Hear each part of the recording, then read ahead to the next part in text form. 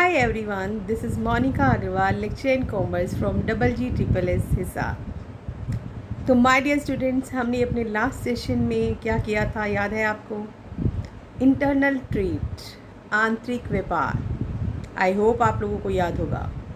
और उसी में मैंने आपको उसके टाइप्स करवाए थे। टाइप्स में मैंने आपको बताया था on the basis of quantity there are two types of internal trade. One is wholesale trade and other is detail trade. और मैंने तब भी आपको साथ के साथ ये भी बताया था कि इन पे हम फुल फ्लेज एक चैप्टर करने वाले हैं।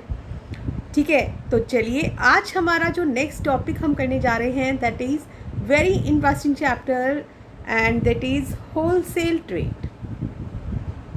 लेकिन इस पर बात करने से पहले हम क्या देखेंगे? हम देखेंगे कि आज हम अपने लेक्चर में कौन कौन से टॉपिक्स जो हैं वो कवर अप करने जा रहे हैं। तो बच्चों, हम पढ़ेंगे होलसेल ट्रेड क्या होता है, किसे कहते हैं, उसकी डेफिनेशन के बारे में जानेंगे, उसकी फीचर्स के बारे में भी हम लोग बात करेंगे, और होलसेलर जो है वो क्या क्या सर्विस प्रोवाइड करता है, किस किस को क्या सेवाएं देता है, हम उनके बारे में भी बात करेंगे। और एज़ यूजुअल जैसा कि हम हर चैप्टर के एंड में करते हैं, हम एक या दो क्वेश्चन अपने क्विज़ के भी करेंगे जिससे हमें पता चले कि आज का आपका जो चैप्टर है वो आप लोगों ने कितना ध्यान से सुना या समझा। ठीक है, तो चलिए आज हम स्टार्ट करते हैं सबसे पहले बच्चों होलसेल ट्रेड के मतलब से। तो जैसा आपको पता है कि होलसेल ट्रेड किसकी कैटेगरी का है? इंटरनल ट्रेड की।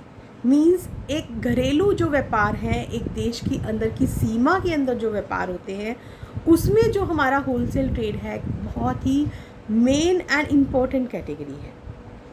इसमें होता क्या है? इसमें क्या होता है कि जो मैन्युफैक्चरर है, बनाने वाला, वो क्वांटिटी बना रहा है, वहाँ से बल्क में जो भी एक होलसेलर है थोक में माल खरीदता है, बहुत सारी क्वांटिटी में, एक बहुत बड़ी लार्ज क्वांटिटी जिसको आप कह सकते हैं ना, उस लार्ज क्वांटिटी में वो माल खरीद लेता है और फिर वो आगे धीरे धीरे, चाहे वो रिटेलर को बेच रहा है, ज़्यादातर तो वो रिटेलर को ही बेचता है, कंज्यूमर को वो डायरेक्टली नहीं बेचता।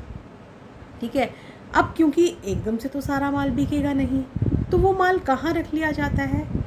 स्टोर कर लिया जाता है।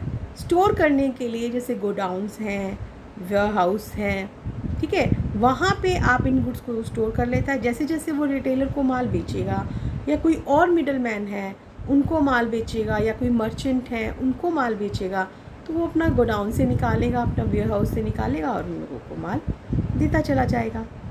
और ऐसा नहीं है कि ये खुद ही कंज्यूम कर लेगा, नहीं, ये जो है ना होलसेल ट्रेड जो है वो फाइनल कंज्यूमर को डायरेक्टली कम ही देता है माल। बीच वाले जो मिडल मैन हैं उन्हीं को जो ये माल है वो देगा।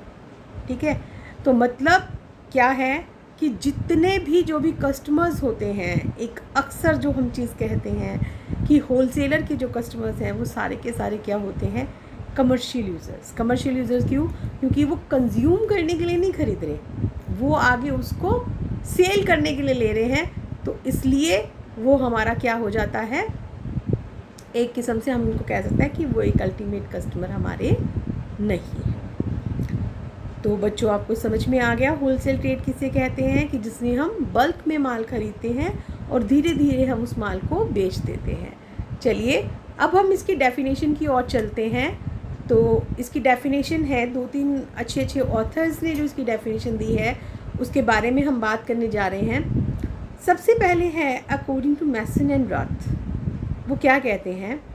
ए person or firm that buys merchandise and resells it. अब यहाँ पे जब आप कोई भी डेफिनेशन करने चलते हो ना बच्चों, तो उसका अर्थ भी आपको समझ में आना चाहिए कि चाहे कोई भी व्यक्ति है या कोई भी फर्म है जो मर्केंडाइज मीन्स जो माल खरीद रही है, जो एक स्टॉक आपने खरीदा है, ठीक है, and resells it either to retailer, कि आप उसको दोबारा बेच रहे हैं, आपने माल खरीदा और फिर आप किसको बेच रहे हैं? उसको रिटेलर को बेच रहे हैं ताकि वो उसको फर्दर आगे कंज्यूमर को सेल कर सके, किसी बिज़नेस फर्म को सेल कर सके कि वो अपने इंडस्ट्रियल यूज़ के लिए है या बिज़नेस यूज़ के लिए है। तो ऐसा कोई अगर जो भी पर्सन है या फर्म है वो जो कर रही है, जो ऐसा करती है, उसे हम क्या कहते हैं? It is called a wholesaler. ठीक है, तो क्या हुआ इसकी, a person or firm that buys merchandise and resells it either to retailer for subsequent resale to the consumer or business firms for industrial or business use is called a wholesaler. ठीक है, दूसरा एक है हमारा sensor bureau of USA, उन्होंने क्या बताया, all merchants, जितने भी व्यापारी हैं, एजेंट्स हैं and assemblers, between producers on the one hand, ठीक है, एक तरफ तो वो क्या कर रहे हैं, जो भी उत्पादक है, प्रोड्यूसर्स मीन्स यहाँ पे क्या है, उत्पादक, जिन्होंने वो चीज़ बनाई है, तो प्रोड्यूसर्स एक तरफ तो वो प्रोड्यूसर्स एंड रिटेलर्स और यूजर्स ऑन द अदर्स, कि उनके एक तरफ कौन है, एक तरफ माल बनाने वाला है और दूसरी तरफ कौन है, रिटेलर, जिसको वो माल बेचेंगे या जो भी यूज़ करने वाले हैं उस माल को, उनके बीच की जो कड़ी है वो हमारी क्या कहलाती है, होलसेलर। एक मिडल मैन हो गया ना, तो ये किसने बताया, हमारा according to sensor bureau of USA. Third एक डेफिनेशन हम और करने जा रहे हैं बच्चों, वो क्या है, according to A C Thomas, a wholesaler is a trader who purchases goods in large quantities from the manufacturer and resells them to retailer in small quantities। वो क्या कहता है, बहुत इजी सी एक डेफिनेशन दी है थॉमस ने, बहुत आसान भी है और अच्छे से आपको क्लियर भी करती है, क्लैरिफाई भी कर देती है कि होलसेल ट्रेड होता क्या है। तो क्या है होलसेलर, या जो भी होलसेलर है, कि एक ऐसा व्यापारी जो मैन्युफैक्चरर से बहुत लार्ज क्वांटिटी में माल खरीद रहा है और उसी छोटी छोटी क्वांटिटीज़ में किसको बेचता है, रिटेलर को बेचता है, तो वो हमारा क्या कहलाता है, होलसेलर। ठीक है, पता चल गया अब आपको होलसेलर क्या है, कि हमने उत्पादक से माल बहुत बड़ी मात्रा में ख़रीदना है और उससे आगे थोड़ा थोड़ा करके हम बेचते हैं, दैट इज़ होलसेलर। अब फीचर्स क्या हैं, जब मतलब समझ में आ गया तो फीचर्स तो बड़े आराम से समझ में आ जाती हैं, है ना।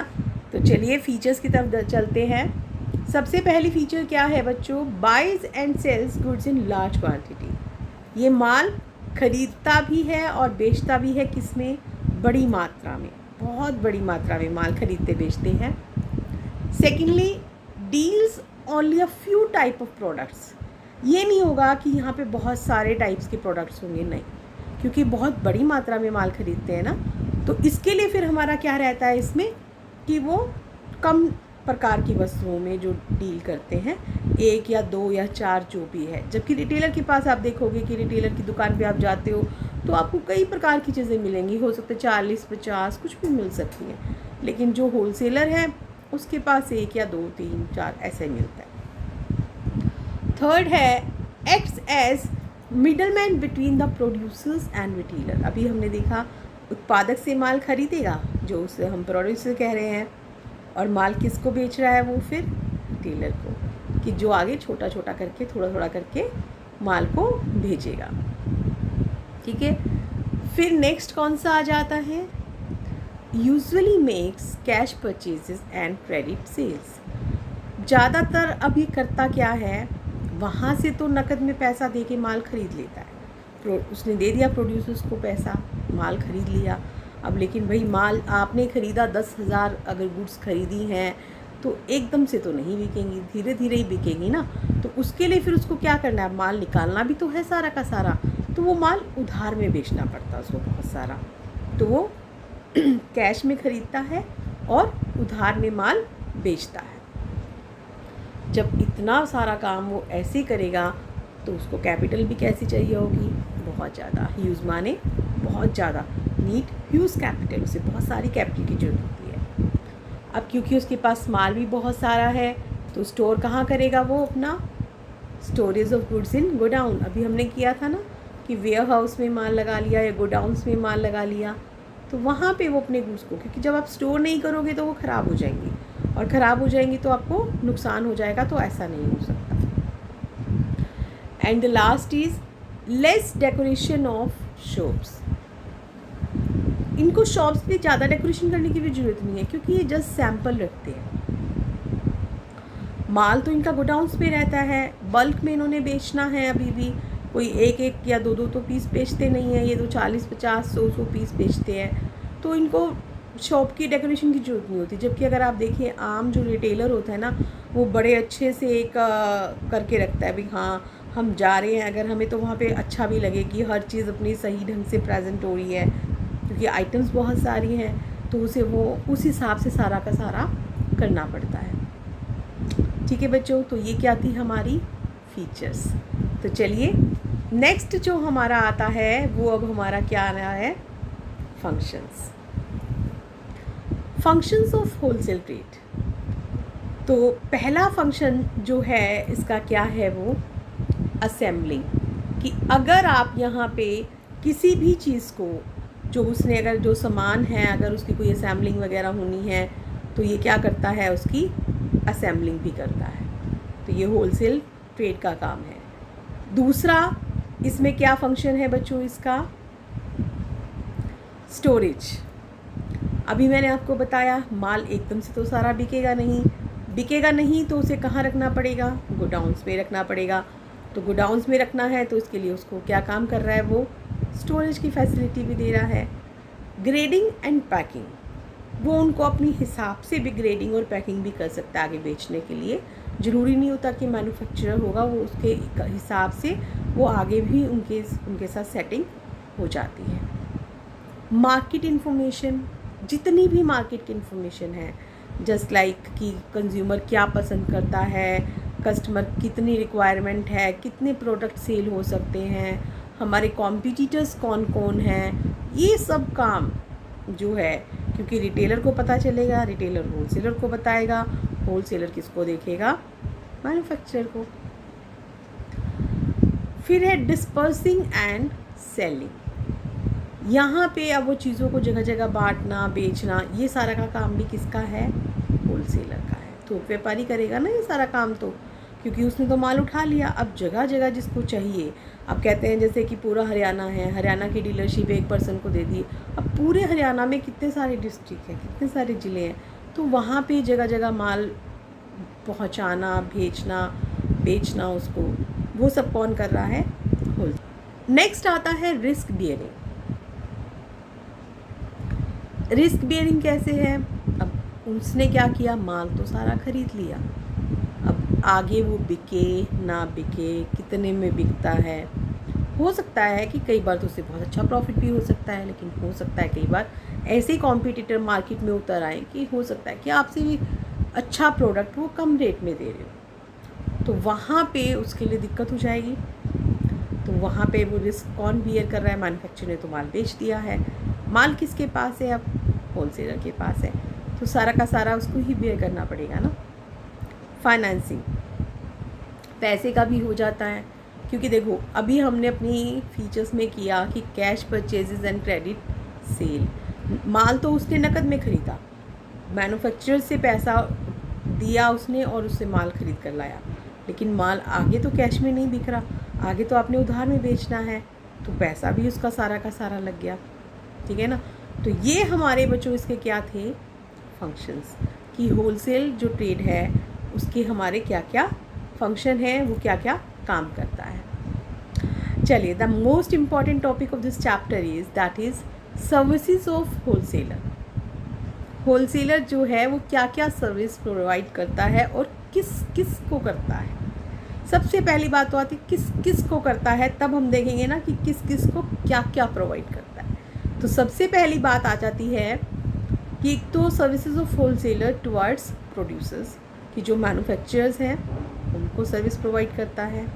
दूसरा, रिटेलर्स को प्रोवाइड करता है क्योंकि उनको भी तो माल बेचता है। तीसरा, सोसाइटी के लिए भी उसकी सर्विसेज हैं।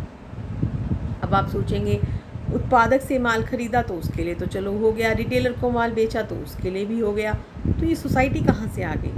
नहीं, जब आप देखोगे तो आपको पता चलेगा कि जो होलसेलर है, हम भी हैं, चाहे कोई भी इंसान है, सोसाइटी के प्रति तो हर एक की जिम्मेवारी रहती है ना। हर एक का हमारा होता है कि भी हम अपनी सोसाइटी के लिए भी, अपना समाज के लिए भी हमारे कर्तव्य होते हैं, हमें काम करने पड़ते हैं हर चीज़ कि हमारा भी समाज जो है वो अच्छा रहे और उसमें हम अपने नैतिक मूल्यों का ध्यान रखें, ये सारी चीज़ें होती हैं। तो चलिए बच्चों, पहला अब हम टाइप करने जा रहे हैं, वो क्या है हमारा, सर्विसेज टुवर्ड्स प्रोड्यूसर्स, या फिर आप किसे कह सकते हैं मैन्युफैक्चरर्स। ठीक है, तो इसमें सबसे पहली जो सर्विस हमारी आ गई है वो है हमारी प्रोवाइडिंग इंफॉर्मेशन अबाउट डिमांड। अब यहाँ पे इसका क्या काम आ जाता है कि जितनी भी डिमांड है, कैसे पता लगाएगा, होलसेलर का तो डायरेक्ट कंज्यूमर से लेना देना ही नहीं है, पर होलसेलर का रिटेलर से लेना देना है। जब रिटेलर के पास कस्टमर आएगा, वो मांगेगा मुझे ये सामान चाहिए, इस तरीके का चाहिए, तो वहाँ से क्या होता है कि डिमांड निकल के आती है। आपको कोई प्रोडक्ट अच्छा लगता है तो आप मार्केट में जाके मांगते हो ना उसको। आपको कोई सोप अच्छी लग रही है, शैम्पू अच्छा लग रहा है, तो आप वही जाके डिमांड करते हैं कि भाई हमें भी यही वाला चाहिए। तो अब जब लोग मांगने आएंगे तो पता चलेगा भी हाँ इस प्रोडक्ट की डिमांड बढ़ रही है, तो वो रिटेलर क्या करेगा, उस पर्टिकुलर होलसेलर को बोलेगा कि भाई इतना माल मुझे चाहिए क्योंकि लोग बड़ा मांग रहे हैं इस माल को। अब वो होलसेलर आगे किससे लेकर आएगा, मैन्युफैक्चरर से। तो वो सारी की सारी डिमांड जो है वो मैन्युफैक्चरर को बता देगा कि आपके प्रोडक्ट की इतनी मांग हो रही है, तो आप उसके अकॉर्डिंग, मुझे इतना माल चाहिए, तो आप उसके अकॉर्डिंग अपना माल जो है वो बना दीजिए। ठीक है, पहला तो था providing information about demand. Second हमारा आता है बच्चों acting as a middleman. Middleman का काम कैसे करता है, अभी किया हमने। एक तरफ कौन है इसके, मैन्युफैक्चरर, उत्पादक से माल लिया, दूसरी तरफ कौन है, रिटेलर, उनके बीच की कड़ी है ना ये, तो ये क्या हो गया, एक मध्यस्थता कर रहा है, बीच की कड़ी का काम करता है। तीसरा है प्रोवाइडिंग फाइनेंशियल हेल्प। अभी हमने इसके फंक्शंस में भी पढ़ा था ना, कैसे हेल्प करता है ये, क्योंकि ये मैन्युफैक्चरर से माल खरीदता है उधार में, और रिटेलर को मैन्युफैक्चरर से नकद माल खरीदता है, और रिटेलर को कैसे बेचता है, उधार में माल बेचता है। तो अब इससे क्या फ़र्क पड़ रहा है कि भी देखो, रिटेलर के पास, अगर रिटेलर डायरेक्ट मैन्युफैक्चरर से ख़रीदता तो उसके पास इतना पैसा था नहीं कि वो उसको दे देता। तो अब यहाँ पे होलसेलर ने क्या करा कि भी उनकी हेल्प कर रहा है। अब यहाँ मैन्युफैक्चरर्स की भी हेल्प हो गई। कैसे हेल्प हो गई, क्योंकि उसने उनको नकद में पैसा दे दिया, तो उनको पैसा लगाने की और ज़रूरत नहीं है, क्योंकि जितना माल वो बना रहे हैं उतना उनको कैश में मिल रहा है। नेक्स्ट आ जाता है providing assistance in advertising. Advertising में भी बहुत हेल्प करता है। अब जब आप बल्क में माल खरीदते हैं तो आपको अपनी एडवर्टाइजमेंट भी तो करनी पड़ेगी ना। अब कंपनी जो अपनी एडवर्टाइजमेंट कर रही है वो कर रही है, वो अलग चीज़ हो जाती है, लेकिन अब वो उसमें भी हेल्प करेगा, क्योंकि उसने भी बहुत बड़ी मात्रा में माल खरीदा हुआ है, तो वो अपने ढंग से विज्ञापन करेगा। एडवर्टीजमेंट का बच्चों बहुत इफेक्ट पड़ता है। कैसे, अब आप टीवी में देखते हो, कोई शैम्पू है, कोई चीज़ के और चीज़ें हैं, परफ्यूम है, जो वो लगाते हैं, चाहे वो कोई भी एक्टर है ना, कोई भी चीज़ है, बार बार उसकी ऐड दिखाते हैं, तो हमें लगता है कि भाई नहीं ये चीज़ बहुत अच्छी है। हम क्या सोचते हैं, भाई ये चीज़ इसमें इस तरीके से दिखा रहे हैं, एक हेयर ऑयल लगाया, उससे बाल बहुत अच्छे हो गए हैं, सिल्की हो गए हैं, तो आप क्या करते हैं, आप सोचते हैं नहीं हमें भी यही हेयर ऑयल चाहिए, है ना। तो वो वहाँ पे क्या चीज़ है कि एडवर्टाइजिंग बहुत इम्पॉर्टेंट एक पार्ट प्ले करती है कि आपकी सेल बढ़ाने में। अब सेल बढ़ानी है तो मैन्युफैक्चरर तो कर ही रहा है, यहाँ पे होलसेलर भी जो है वो एडवर्टाइजिंग में उसकी हेल्प करता है। फिर नेक्स्ट है प्रोवाइडिंग स्टोरेज फैसिलिटीज़। अब आपने माल खरीद लिया तो अब आप उनको स्टोरेज फैसिलिटी अपने आप ऑटोमेटिकली दे रहे हो। जब माल खरीदोगे तो आप अपने गोडाउन्स में लगा रहे हो, तो कंपनी को भी फ़ायदा और आपको भी फ़ायदा हो जाता है। Providing distribution facilities. अब आपने माल ख़रीदा है, आपके पास माल पड़ा है, जैसे मैंने अभी बताया कि आपने पूरे हरियाणा की एक डीलरशिप ले रखी है, तो अब हरियाणा में कहीं भी कोई माल बेचना होगा तो वो कैसे पहुंचेगा, जिस होलसेलर के पास वो काम है उस होलसेलर की जिम्मेवारी है कि वहाँ पे जो माल है वो पहुँचाए। ठीक है। Stabilising prices of goods. अभी गुड्स की प्राइसेस को कैसे स्टेबलाइज करता है, गुड्स के प्राइसेस को ये ऐसे स्टेबलाइज करता है कि इनके हाथ में होता है। जैसे कि अगर आप मार्केट में डिमांड है और आप माल ही नहीं निकाल रहे, मैन्युफैक्चरर से तो आपने माल खरीद लिया, लेकिन आप मार्केट में ये शो कर रहे हो कि माल ही नहीं है, तो फिर क्या होगा, माल उस चीज़ की कीमतें बढ़ जाएंगी, है ना। लेकिन अगर आप उसमें बहुत ज़्यादा एकदम से फिर निकालोगे तो फिर क्या हो जाएगी, कीमतें कम हो जाएंगी। तो ये लेकिन एक ऐसा नहीं करते होलसेलर, क्या है कि ठीक है जितनी जितनी चाहिए उतना उतना निकाल रहे हैं, तो उससे क्या है, ना तो प्राइस ज़्यादा अप होंगे और ना ही ज़्यादा लो होंगे। मतलब एक सही से जो प्राइस है वो चलते रहते हैं। और जब सारा काम स्मूथली चलता है तो उससे फिर हमारा क्या हो जाता है, अचीविंग इकोनॉमी इन प्रोडक्शन। जो प्रोडक्शन की इकोनॉमी है वो भी हम मतलब एक अचीव कर लेते हैं कि प्रोडक्शन भी जो हमारा होता है ना वो कम पैसों में हो जाता है। क्योंकि अगर आपकी हर चीज़ देखें रेट बढ़ेंगे तो कहीं ना कहीं वो कॉस्ट पे तो अफेक्ट करेगी ना। अगर आपका सारा कुछ स्मूथली चल रहा है, सही से चल रहा है, तो जितना ज़्यादा आप प्रोडक्शन करते हैं बच्चों उतना ही हमारा उस चीज़ का रेट भी क्या पड़ता है, कम पड़ता है। ठीक है, तो ये कौन सी सर्विसेज थी हमारी, सर्विसेज टुवर्ड्स प्रोड्यूसर्स और मैन्युफैक्चरर, किसने दी हैं, होलसेलर ने। चलिए दूसरी नेक्स्ट आगे सर्विसेज देखते हैं अब हम किसके लिए आ रही हैं, सर्विसेज टुवर्ड्स रिटेलर्स। अब रिटेलर के लिए क्या क्या सर्विसेज हैं, चलिए रिटेलर के लिए भी उसी टाइप की सर्विसेज हैं। सबसे पहली जो सर्विस है that is supply of goods. अब यहाँ पे वो क्या कर रहा है कि गुड्स की सप्लाई कर रहा है, जैसे जैसे उनको चाहिए वैसे वैसे, क्योंकि एक व्यक्ति के पास अगर बहुत सारा माल पड़ा हुआ है तो जैसे जैसे रिटेलर मांगेगा, रिटेलर कब मांगेगा, जब उससे कंज्यूमर मांग रहा है तो वो वैसे वैसे उसको जो पूर्ति कर देगा उसकी। ठीक है, दूसरा क्या है, बेनिफिट ऑफ एडवर्टीजमेंट।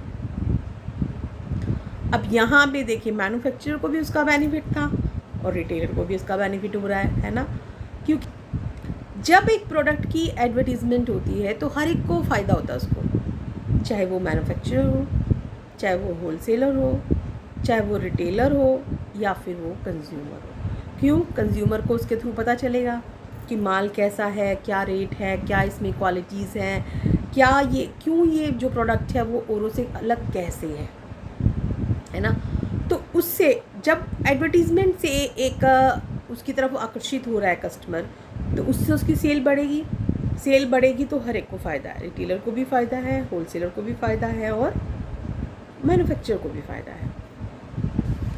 नेक्स्ट आता है सर्विसेज टुवर्ड्स रिटेलर में फाइनेंशियल हेल्प। अब ये फाइनेंशियल हेल्प भी करते हैं, कैसे, क्योंकि इन्होंने मैन्युफैक्चरर से माल कैसे ख़रीदा, नकद में, इनको दे कैसे रहे हैं, उधार में। फ़ायदा हो गया ना कि जब रिटेलर माल बेच देगा उसके पास पैसा आएगा तो वो होलसेलर को देता चला जाएगा, तो उसका पैसा भी एकदम से बहुत ज़्यादा नहीं लगा और उसने अपनी सेल भी कर ली।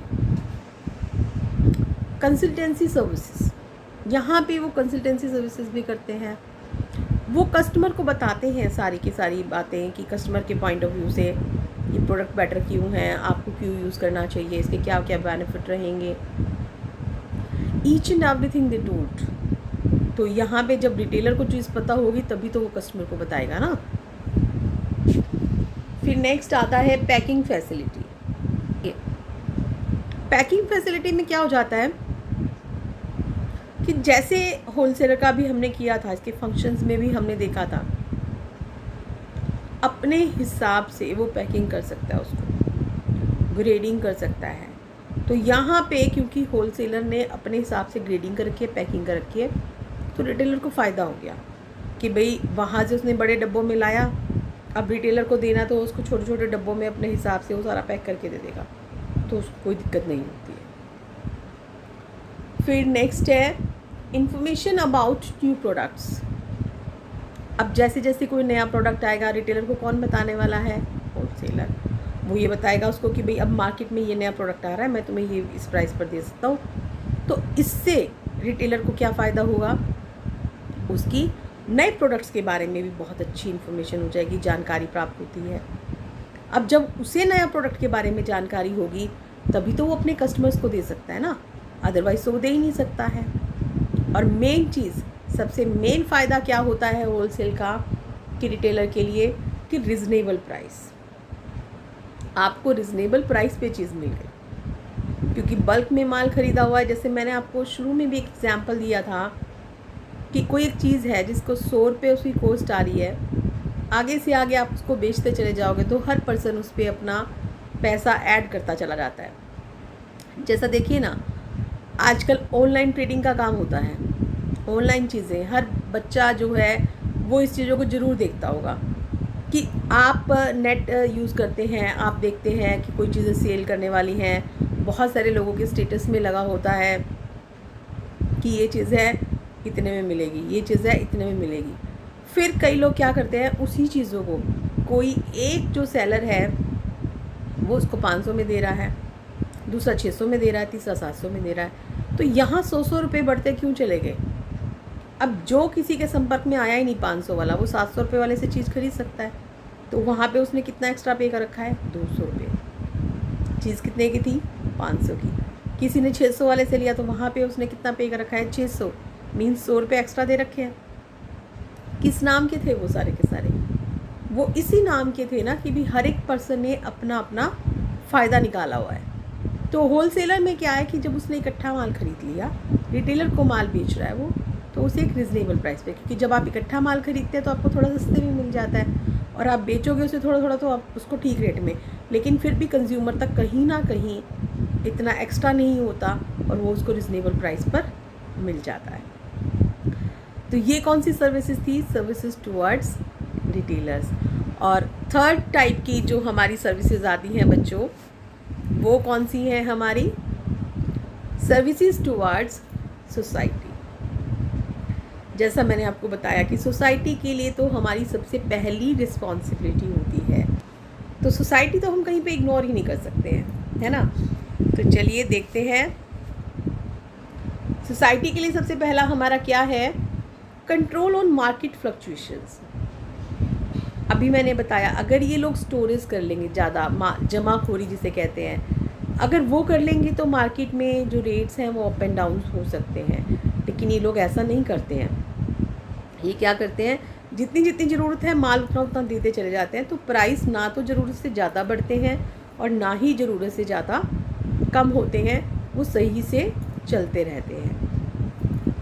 दूसरा फ़ायदा इसमें क्या हो जाता है, ईजी अवेलेबिलिटी ऑफ गुड्स भी आराम से मिल जाती हैं, क्योंकि देखिए मैन्युफैक्चरर एकदम से बनाएगा नहीं बनाएगा, टाइम तो लगेगा ना हर चीज़ को बनाने में।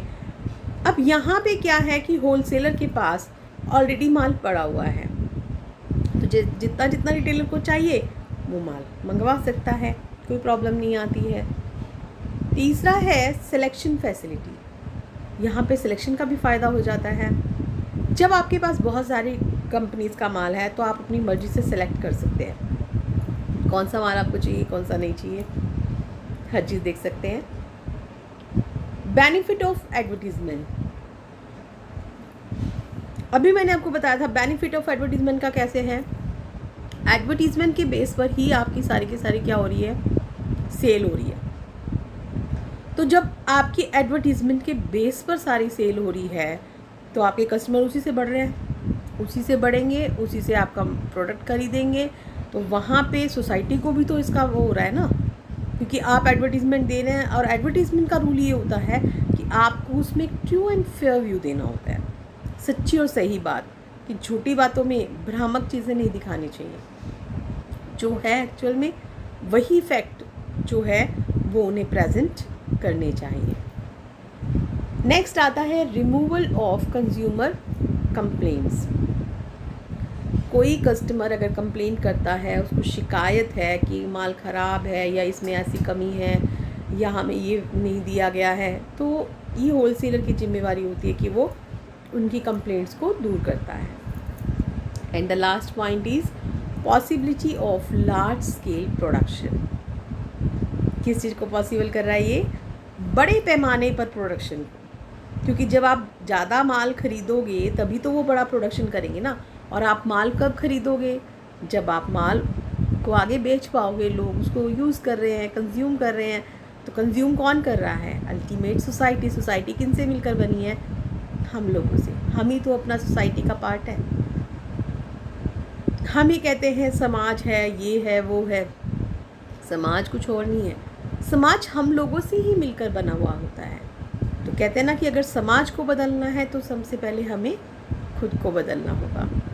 ठीक है, तो यहाँ पे फिर हमारा लार्ज स्केल प्रोडक्शन भी जो है वो भी है सोसाइटी जो है उसी के थ्रू हमारी ये पॉसिबिलिटी होती है। तो बच्चों, ये थी हमारी आज के चैप्टर में क्या क्या चीज़ें आपने पढ़ा, मीनिंग क्या था होलसेलर का, होलसेल ट्रेड का, उसकी फीचर्स क्या क्या थी, डेफिनेशन को हमने पढ़ा, और सबसे मेन चीज़ जो थी वो हमने पढ़ी सर्विसेज हमने 3 लोगों के उसके पढ़ी, services towards manufacturer producers, services towards retailer, and third is services towards society. Now the time is for quiz. अब देखते हैं आपको आया क्या है समझ में। ठीक है, तो चलिए अब चलते हैं बच्चों हम अपने पहले क्वेश्चन की तरफ। तो क्वेश्चन आपके सामने, आपके पास, आपकी स्क्रीन पर है, ध्यान से आंसर देना है। Who among these can check the price fluctuations in the market by holding back the goods when prices fall and releasing the goods when prices rise? समझ आया क्वेश्चन? वो कह रहा है कि जो मार्केट में प्राइस फ्लक्चुएट होते हैं, कम ज़्यादा होते हैं, है ना, कीमतें उतार चढ़ाव उनमें आते रहते हैं, इनको कौन चेक करता है कि जब कीमतें गिर जाती हैं तो वो अपनी गुड्स सारी की सारी वापस ले लेते हैं मार्केट से, और जैसी कीमतें बढ़ती हैं तो वो माल मार्केट में रिलीज़ कर देते हैं, मार्केट में माल देना शुरू कर देते हैं। तो इससे क्या होगा कि ना तो कीमतें ज़्यादा होंगी और ना ही कीमतें कम होंगी। तो ऐसा कौन करता है? पहला ऑप्शन है एजेंट। क्या एक एजेंट ऐसा करता है? दूसरा ऑप्शन है मर्केंटाइल एजेंट, कोई भी जो ये व्यापार करने वाला जो एजेंट है वो करता है ऐसा। थर्ड है होलसेलर। क्या एक होलसेलर ऐसा करता है, थोक व्यापारी जिसे आप कहते हैं, या फिर एक रिटेलर ऐसा करता है? कौन करता है ऐसा? सोचिए जरा।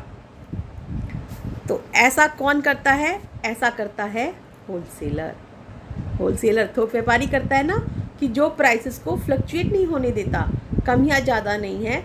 अगर उसे लगता है कीमतें गिर रही हैं तो वो माल वापस ले लेगा, ताकि क्या होगा कि माल की जो है वो शॉर्टेज हो जाएगी उसमें।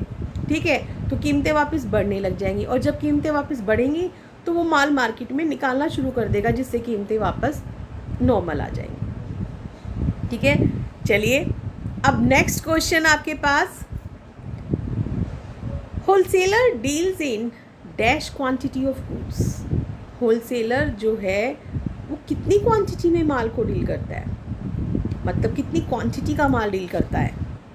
पहली ऑप्शन है स्मॉल, थोड़ी सी छोटी सी। दूसरी ऑप्शन है लिमिटेड, एक सीमित मात्रा में। तीसरा ऑप्शन है लार्ज, बहुत बड़ी मात्रा में। चौथा ऑप्शन है आपके पास मीडियम, कि बीच बीच का करता है। कौन सा करता है? ध्यान आया? होलसेलर करता है बच्चों लार्ज क्वांटिटी ऑफ गुड्स में, है ना, ये किया था ना हमने। तो होलसेलर जो है वो लार्ज क्वांटिटी ऑफ गुड्स में जो है वो डील करता है। आई होप आप लोगों को ये चैप्टर समझ में आ गया होगा। तो आज के लिए इतना ही। Thank you and that's all.